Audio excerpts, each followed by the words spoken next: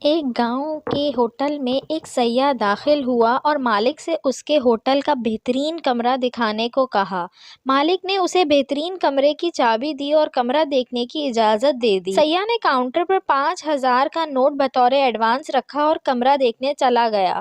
اسی وقت قصبے کا قصاب ہوٹل کے مالک سے گوشت کی رقم لینے آ گیا۔ ہوٹل کے مالک نے وہی 5,000 کا نوٹ اٹھا کر قصاب کو دے دیے کیونکہ اسے امید تھی کہ سیاح کو کمرہ ضرور پسند آ جائے گا۔ قصائی نے 5,000 لے کر فوراً یہ رقم اپنے جانور سپلائی کرنے والے کو دے دی۔ جانور سپلائی والا ایک ڈاکٹر کا مقروض تھا جس سے وہ علاج کروا رہا تھا، تو اس نے وہ 5,000 کا نوٹ ڈاکٹر کو دے دیا۔